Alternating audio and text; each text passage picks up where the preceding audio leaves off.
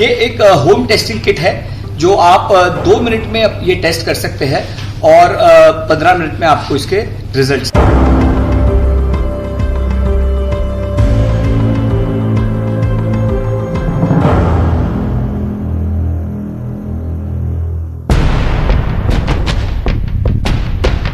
देश में वायरस का प्रकोप प्राण कपा देने वाला है।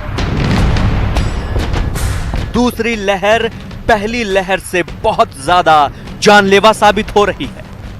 इस लहर से बचने का उपाय है मास्क, सामाजिक दूरी और अगर यदि कोई वायरस की चपेट में आ भी जाए तो समय पर कोरोना की जांच।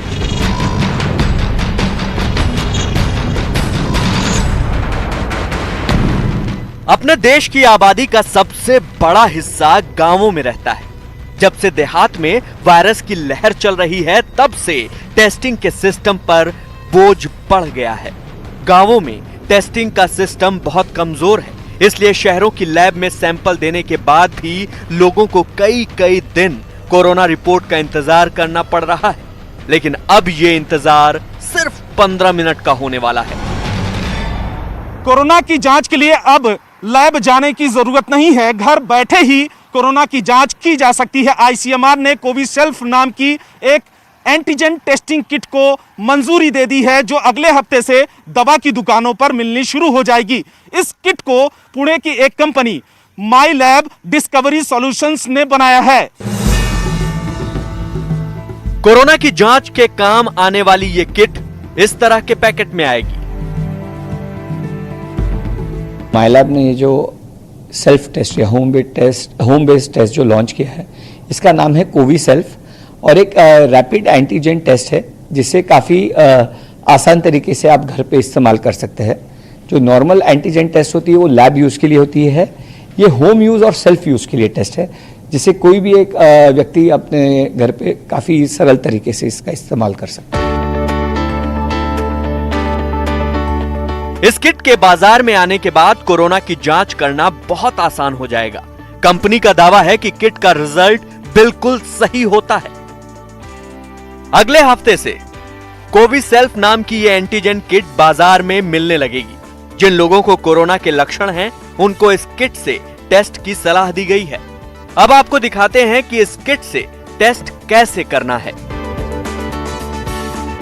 इसका इस्तेमाल बहुत ही सरल, सिंपल और सेफ है और मिस्टेक प्रूफ है ये। और 6 महीने की R&D हमें लगी थी इसको सिंपल एंड सेफ बनाने के लिए।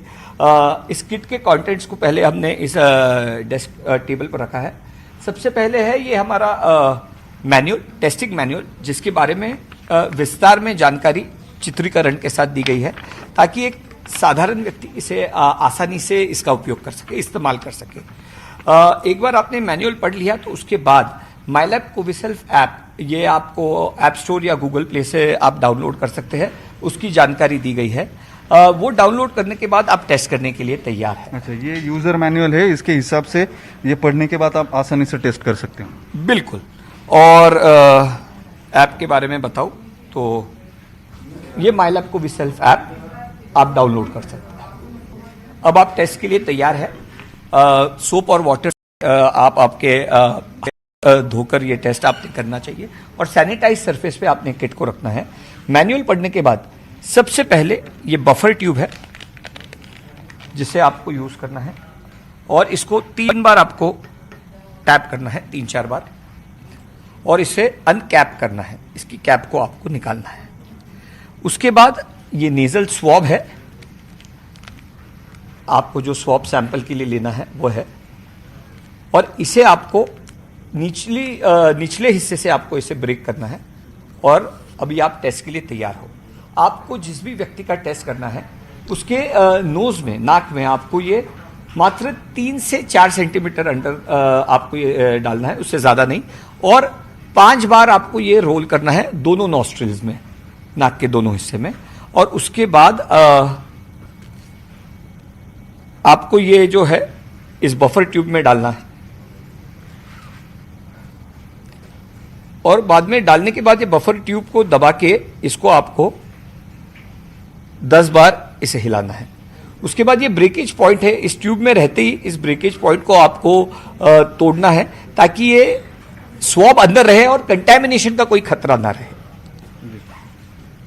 ये करने के बाद आपको इसे ड्रॉपर को सील टाइट करना है और ये जो कैसेट है इसे फ्लैट सरफेस पे रख के इसका ये जो वेल है इस हिस्से में 2 बूंद आपको डालनी है, मात्र 2 बूंद, एक समान 2 बूंद हमारे इस ट्यूब से निकलती है। ये भी एक बड़ा इनोवेशन हमने किया है।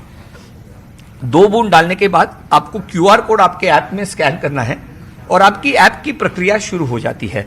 ये बफर इस कैसेट में ऊपर आता है और सबसे पहले सी लाइन आती है। सी लाइन आने का मतलब यह है कि आपने टेस्ट ठीक से कंडक्ट किया है, करेक्ट किया है। अगर आप पॉजिटिव हो तो जनरली आमतौर पर 5 से 7 मिनट में टी लाइन आ जाती है। इसका मतलब सी और टी लाइन दोनों लाइन अगर आई है तो आप पॉजिटिव हो। आपको 15 मिनट का अलार्म हमारे ऐप में होता है। 15 मिनट का अलार्म बजने के बाद सिर्फ सी लाइन आई है तो आप नेगेटिव हो, सी और टी लाइन पहले ही आ जाती है, आप पॉजिटिव हो। आपको और एक बात का ध्यान रखना है, सिर्फ टी लाइन या कोई लाइन अगर नहीं आई है तो इसका मतलब ये इनवैलिड टेस्ट है, आपने ठीक से टेस्ट नहीं कंडक्ट किया। तो अगर फिर से टेस्ट करना हो तो नया किट इस्तेमाल करना पड़ेगा।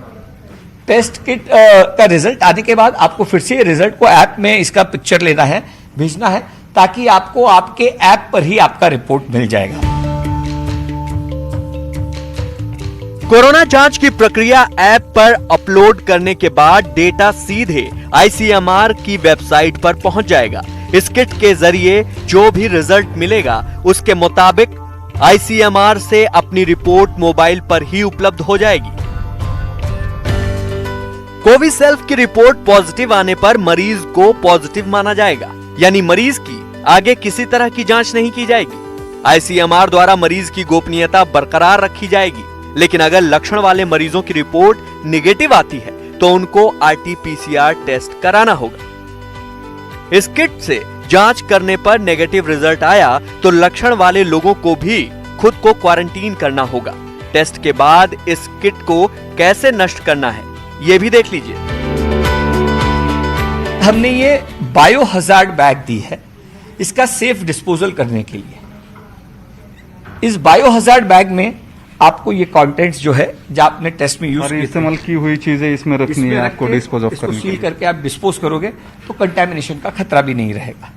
इस तरीके से एक सरल और सिंपल टेस्ट माइलैब ने।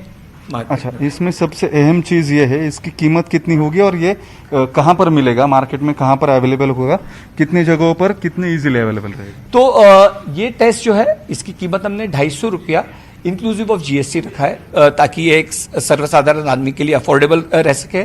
आने वाले 7 दिनों में हमारे डिस्ट्रीब्यूशन पार्टनर्स इसको इंडिया के सभी फार्मेसीज में डिस्ट्रीब्यूट करने वाले हैं और इंडिया के 7 लाख से भी ज्यादा फार्मेसीज में आपको ये किट अवेलेबल मिलेगा और हमारे ऑनलाइन फार्मेसी पार्टनर के वेबसाइट पर भी मिलेगा। अच्छा, शुक्रिया सर। तो ये माइलैब का कोविसेल्फ जो पोर्टेबल किट है, एंटीजन टेस्टिंग किट, ये आपको मार्केट में भी मिल सकता है और जो लोग डरते हैं ये पूरी सरकारी प्रक्रिया से बचना चाहते हैं उनके लिए और एक आसान चीज़ है या आसान सॉल्यूशन है ये कोविसेल्फ जो एंटीजन टेस्ट किट है।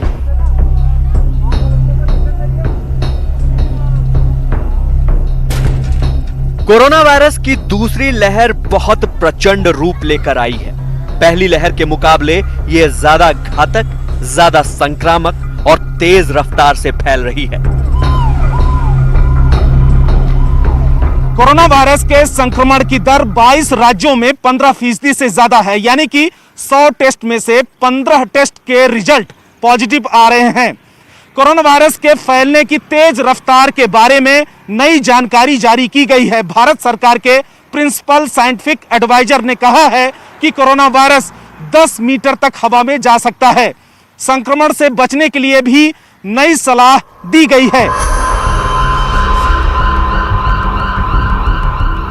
भारत सरकार के प्रिंसिपल साइंटिफिक एडवाइजर ने कहा है कि कोरोना वायरस हवा में 10 मीटर तक जा सकता है। साथ ही मरीज के 2 मीटर के दायरे में ड्रॉपलेट्स गिरते रहते हैं, यानी मरीज से 2 मीटर दूरी पर खतरा ज्यादा होता है।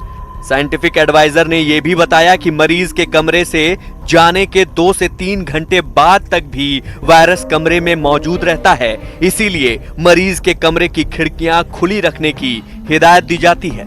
अगर खिड़कियां बंद हों तो कमरे में एग्जॉस्ट फैन चलाएं ताकि वायरस के ड्रॉपलेट्स बाहर निकल सकें। दूसरी लहर से कराह रहे देश की सेहत सुधारने के लिए लॉकडाउन से लेकर जांच तेज करने के काम किए जा रहे हैं। इस वक्त सरकार तीसरी लहर को लेकर भी चिंता में है। फिलहाल राहत की मामूली बात यह है कि अब कोरोना की जांच के लिए लैब रिपोर्ट का कई दिन तक इंतजार नहीं करना पड़ेगा। शुरुआती लक्षणों के 15 मिनट बाद मरीज का इलाज शुरू किया जा सकता है।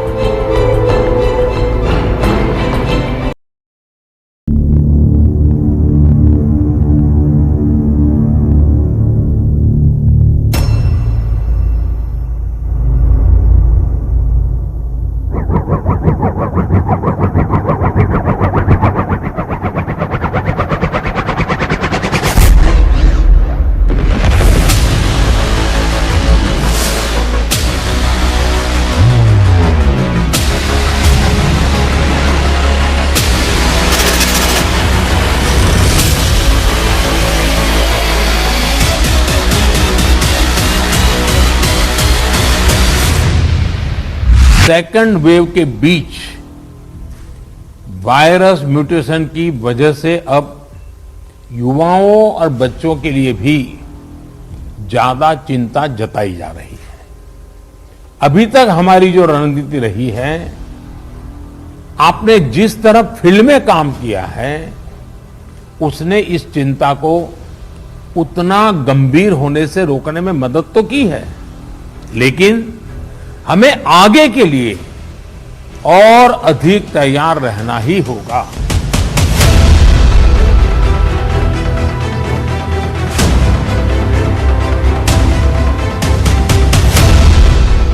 कोरोना महामारी इतने भयावह हालात पैदा कर देगी, ऐसा तो किसी ने नहीं सोचा था। दूसरी लहर में आंकड़ों की सुनामी, मौत के केस ऐसे चढ़े कि देश असहाय सा नजर आने लगा। स्वास्थ्य सिस्टम तक चरमरा गया। दूसरी लहर के आंकड़े अब जरा घटने शुरू हुए हैं तो देश के सामने तीसरी लहर से लड़ने की चुनौती मंडराने लगी है।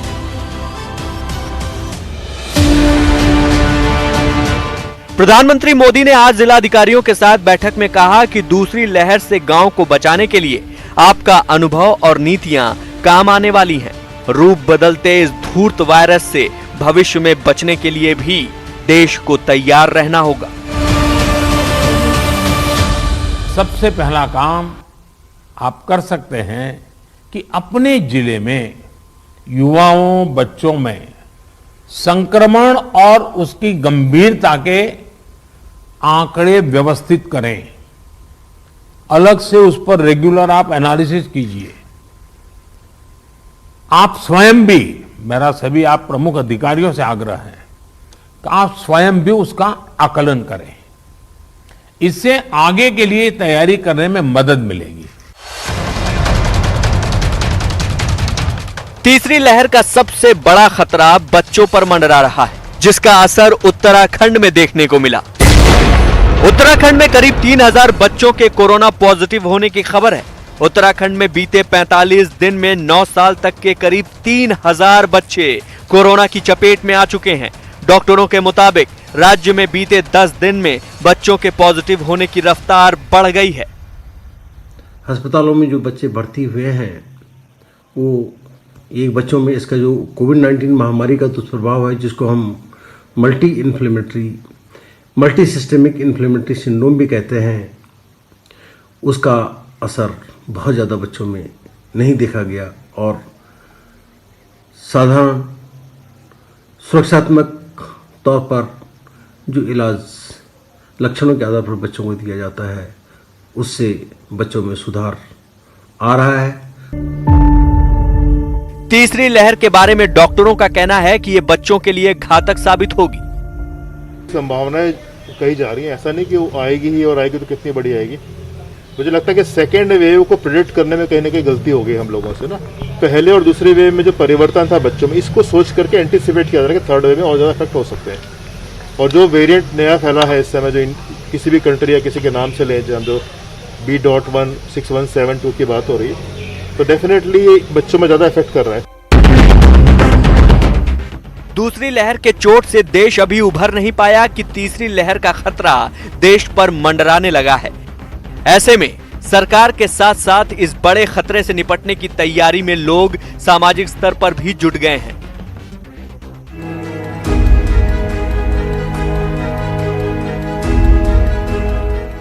नोएडा की महागुन मॉडर्न सोसाइटी ने तीसरी लहर से निपटने के लिए 50 बेड का आइसोलेशन वार्ड तैयार किया है। इसे खास तौर पर बच्चों के लिए बनाया गया है। कोरोना के तीसरे लहर की संभावना जताई जा रही है। सरकार भले ही तैयारी शुरू कर दी है, लेकिन कुछ एक ऐसी सोसाइटी भी हैं जो खुद से तैयारी करना शुरू कर दी है तीसरे लहर से लड़ने के लिए। नोएडा में एक ऐसी ही सोसाइटी है और उस सोसाइटी में इस वक्त मैं मौजूद हूं और यहां पर आइसोलेशन वार्ड बनाया गया है। 50 बेड का आइसोलेशन वार्ड पूरी तरीके से तैयार है। इस वार्ड के सभी बेड्स पर ऑक्सीजन सप्लाई और ऑक्सीजन कॉन्सेंट्रेटर का इंतजाम भी किया गया है। इस आइसोलेशन वार्ड में मरीजों की देखभाल के लिए 16 डॉक्टरों को तैनात किया गया है। साथ ही सोसाइटी ने 4 नर्सों को वार्ड में रखा है। सोसाइटी के मुताबिक किसी भी सोसाइटी के मरीजों के लिए आइसोलेशन वार्ड की सुविधा उपलब्ध है। अप्रैल से स्टार्टिंग अप्रैल से ही शुरू है और मतलब पहले तो हमने अपने सोसाइटी में चालू किया था, एक मेडिसिन बैंक करना स्टार्ट किया था। फिर धीरे धीरे हमने सोचा कि आइसोलेशन सेंटर भी खोलना चाहिए, जिससे कि और ज़्यादा हम मदद कर पाए आपस में ही, जिससे कि बाहर केसेस ना जाए और अंदर ही अंदर सब ठीक हो जाए। सोसाइटी ने अपना दवा बैंक बनाने के साथ साथ एम्बुलेंस भी खरीद ली है। एम्बुलेंस जो इस सोसाइटी ने खरीदी है और ये एम्बुलेंस जो है यहाँ के आसपास के लोगों के सेवाओं के लिए है कि जो कोरोना का जो तीसरा वेव आएगा उस वेव से निपटने के लिए जिस तरीके से दूसरे वेव के दौरान जो अभी कुछ दिन पहले जो हालात बने हुए थे, ऑक्सीजन की कमी और तमाम जो दिक्कतें आ रही थी, वो दिक्कतें तीसरे वेव के दौरान ना आए जिस तरीके से आशंका जताई जा रही है, उस आशंका से निपटने के लिए यहाँ पर इस सोसाइटी ने एम्बुलेंस ले लिया है। महागुन मॉडर्न सोसाइटी के प्रेसिडेंट के मुताबिक एम्बुलेंस खरीदने में 20 लाख रुपए खर्च हुए, जबकि आइसोलेशन वार्ड बनाने में तकरीबन 40 लाख अब तक खर्च हो चुके हैं। हाउसिंग सोसाइटी में बनी ये सुविधा लोगों के चंदे से तैयार की गई है। पिछले 10-15 दिन से लगे हुए थे, पहले तो स्ट्रगल चल रही थी, अब तैयारियां पूरी हैं, बेड लगा दिए गए हैं, ऑक्सीजन प्लांट की पाइपलाइन सारी कर दी गई है और ऑक्सीजन कंसंट्रेटर खरीद लिए गए हैं और ऑक्सीजन सिलेंडर हमारे पास पहले से ही थे। उन सबको जो हम सोसाइटी में बांटते थे, घर घर देते थे, अब हमने सोचा कि आइसोलेशन वार्ड में ही रख देंगे क्योंकि पेशेंट यहीं से आ जाएंगे सारे। दवाइयों का बैंक खोल रखा था हमने पहले, उसको अब हमने यहाँ पर शिफ्ट कर दिया है। लोगों को हम फ्री मेडिसिन भी देते हैं। महामारी के इस भयावह दौर में जब लोग आसपास बैठने से कतरा रहे हैं, उस दौर में महागुन सोसाइटी की ये मदद बहुत से लोगों की जान बचा सकती है। महागुन मॉडर्न सोसाइटी की तरह ही अब कोरोना मरीजों की मदद के लिए IIT, IIM और एम्स के पूर्व छात्र सामने आए हैं। इन सभी पूर्व छात्रों ने दक्षिणी दिल्ली के छतरपुर में एक आइसोलेशन सेंटर बनाया है। इन सभी पूर्व छात्रों ने मिलकर AIR फाउंडेशन बनाया है और इस फाउंडेशन के तहत चंदा इकट्ठा करके करीब 1 करोड़ रुपए का फंड जुटाया है। अभी इस सेंटर में 80 बेड की व्यवस्था की गई है।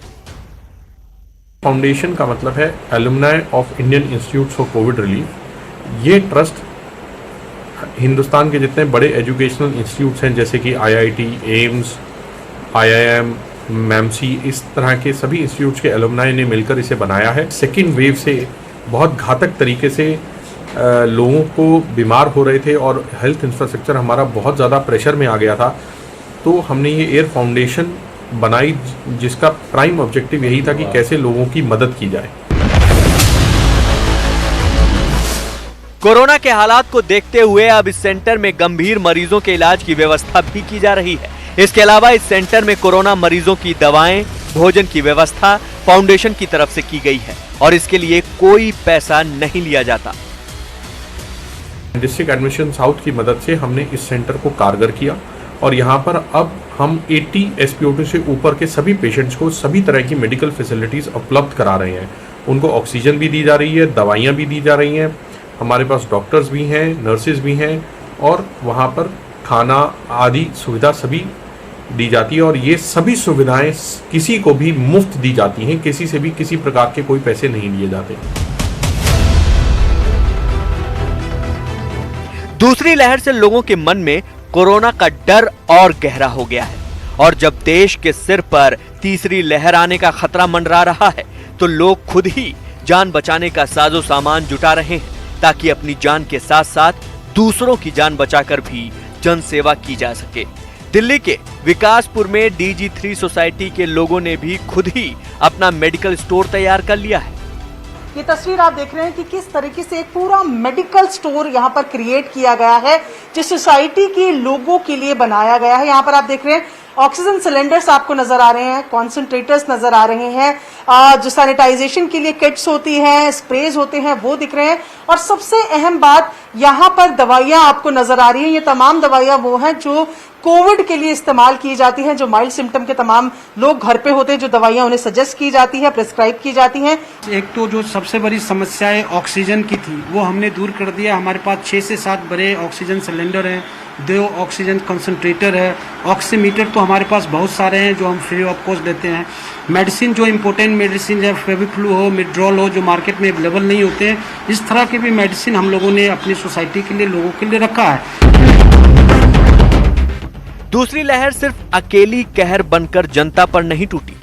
लहर में समाज में छिपे गिरोहों ने जनता को खूब लूटा। दवाओं की कालाबाजारी की गई, एम्बुलेंस के दाम हवाई जहाज से भी कई 100 गुना ज्यादा मांगे गए। इन सबसे सबक लेकर नोएडा की सोसाइटी की तरह ही विकासपुर की सोसाइटी ने भी अपनी सोसाइटी के लिए एम्बुलेंस का इंतजाम खुद कर लिया है।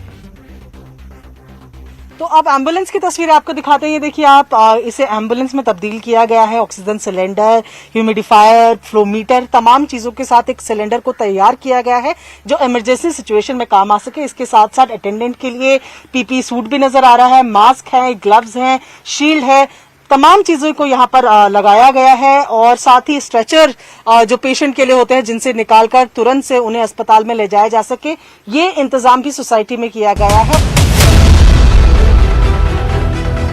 कोरोना महामारी 100 साल की सबसे बड़ी त्रासदी बनकर देश दुनिया पर टूटी है। ऐसे हालात में जब हर तरफ अंधेरा ही नजर आता है, नोएडा, छतरपुर, विकासपुरी के लिए ये लोग समाज के लिए उम्मीद की किरण बनने का काम कर रहे हैं। कराह रहे देश का यही हौसला है जो उम्मीद बढ़ाता है कि एक दिन हम इस व्याधा से भी जीत जाएंगे।